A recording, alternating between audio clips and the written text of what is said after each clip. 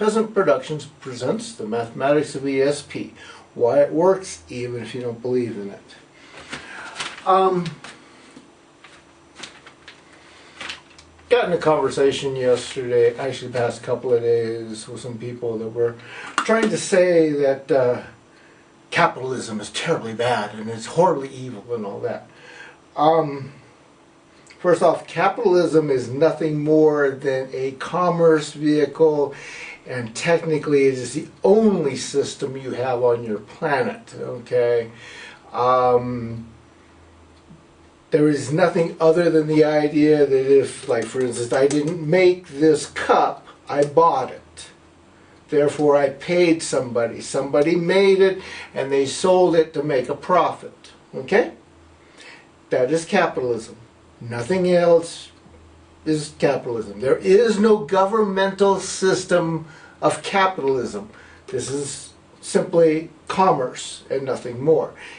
Now, the only way you can not be a capitalist is if you make everything from your house to your drinking cups to the camera I'm using, to the electronics inside the cameras, the electronics inside your computers, the light bulbs themselves, the food you eat, the clothes you wear, absolutely everything that you use during your entire life must be produced by you and nothing else. It doesn't matter if you walk into a hard rock mine and mine the ore for the iron to make the iron pot. You have gone into a mine, got the metal, done the whole entire process yourself. If at any point in time you use slave labor, you use socialist slave labor, okay, somebody said, oh yes, everybody has to be supported by a socialist system, but socialism isn't about society being best and all that. Right, yeah, whatever, okay. In a 100% socialistic system, yeah, the drug addict has to receive his drugs and be taken care of. But chances are anything below that, you have a ruling system that will declare that that drug addict must go for treatment, okay? If a drug addict wants to be a drug addict, as long as he's not picking up a gun or she's not picking up a gun or a knife or hurting somebody else, the only person they're hurting is themselves, and therefore anarchists understand that person's perfectly welcome to go, you know, as long as they can figure out some way to support their drug habit without stealing, killing, hurting, doing anything against anybody else. They're perfectly welcome to do so. I mean, they want to grow their own pot and smoke their own pot all their life, and they manage to sell a little bit and get themselves a video game and play video games all day. That's 100% fine and dandy. There's nothing wrong with that. They are not hurting anybody except themselves, if they're even hurting themselves. Now, in that vein and in that understanding, at 12 years of age, 1970, when I realized exactly how extremely corrupt and how the United States is not and never has been really a democracy. It has claimed a representative republic where you elect representatives and all of that. But in 1888, the government was sold out to the corporations. So for the past 130 years, the United States has been a total fascist system. Everything it does, from its schooling, which teaches you to be there from that 9 to 5, do what you're told and don't question, and on up through it, and taking the proper medicines that the government wants you to take, and drinking, and the you know, group drinks or whatever you want. I mean, absolutely everything, okay, is built along the idea of facilitating the corporations making money, okay? That is fascism. A government for the corporations, by the corporations, is fascism, folks. It is not democracy. It is not a representative republic, okay? 130 years, the United States has been fascism. So all you people running around screaming money is evil. Ooh, the root of all evil is money. No. The ego, the arrogance of a human being is evil. or it can be evil. Okay? You can be quite arrogant and do no damage to anybody. But you can also be quite arrogant and do an awful lot of damage. What you do with money is your evil. The money wasn't evil. The money didn't cause you to be evil. You might decide you want to accept a bribe. That is, again, your decision, not the money.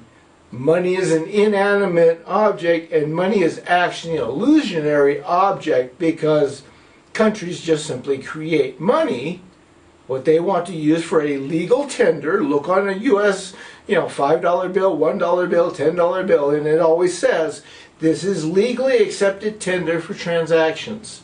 That's all it is, folks. It's not a religion. Religions collect money. They collect gold. They collect silver. Governments collect money, taxes. Religions do tithing. Governments do taxes. Both of them will threaten you with death, excommunication, if you don't tithe or tax, right?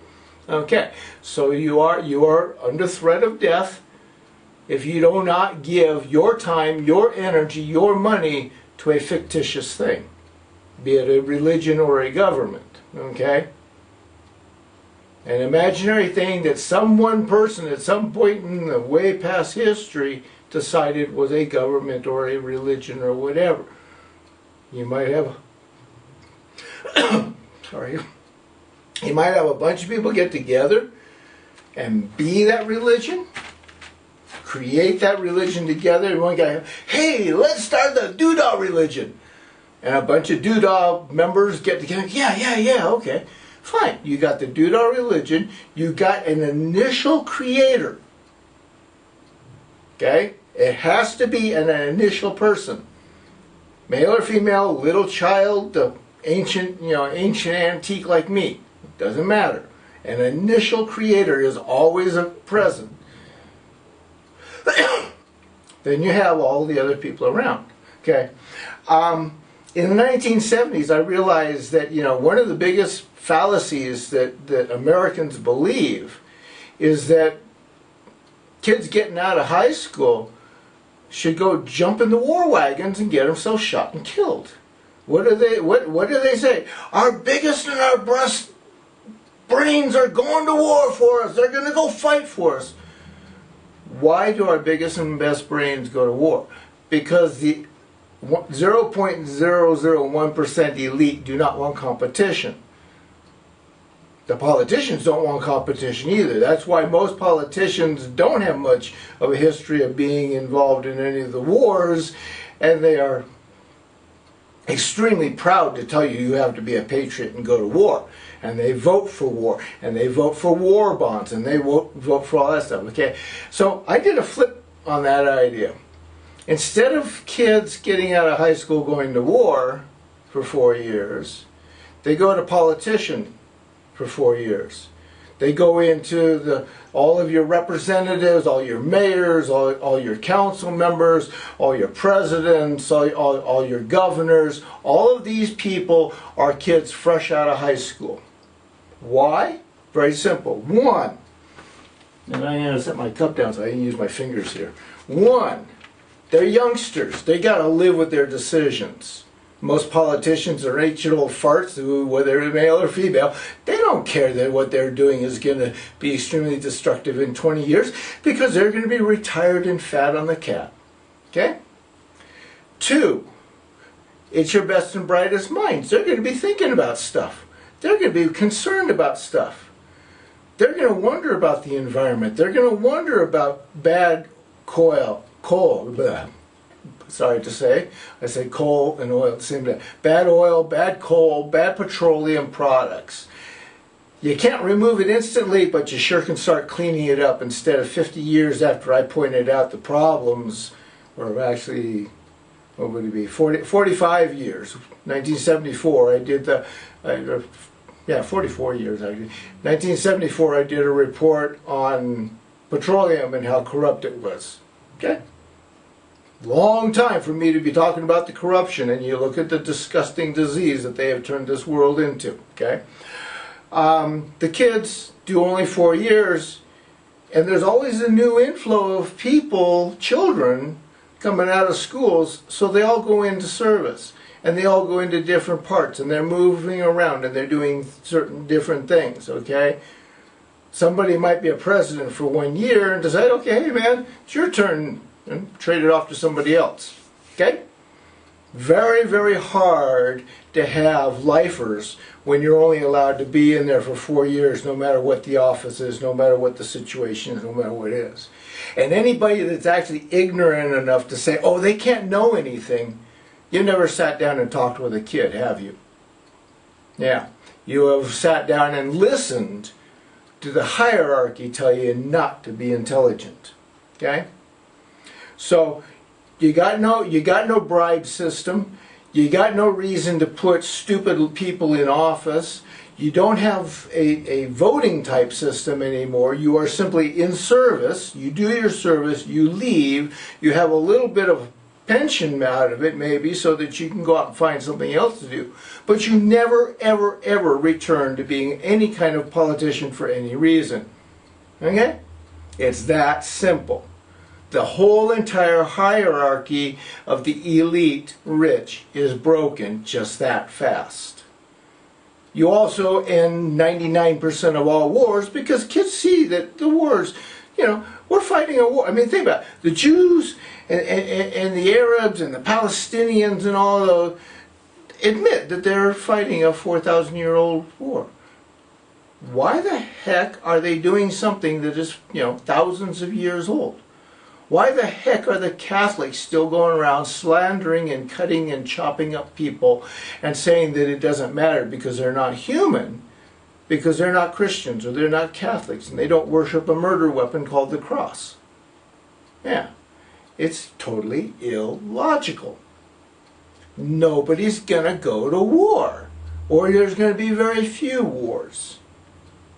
And the wars are going to end quickly because kids are going to sit down with people and discuss facts and reality instead of sitting up there like our little old Donnie Trump is doing and tweeting insults at the world because he's the greatest thing on earth. He's the stupidest thing on earth. Yes, not the greatest thing. So yeah, in 1970 I put forth that notion. I have continued to put it forth ever since. Think about how many things I just explained could absolutely end all of the fascism and how quickly other countries would adopt the same policies simply because their children and their intelligent people would say, hey, wow, maybe it is possible to live in peace and stop being idiots. Even if I'm wrong about Fukushima, don't you people think you ought to stop sitting there and talking about how you're going to throw a nuke at somebody because you don't like their opinions? And sit down and realize you're one planet, you're one community on one chunk of rock in the middle of space. And no God is going to give you a fresh planet just because you want it.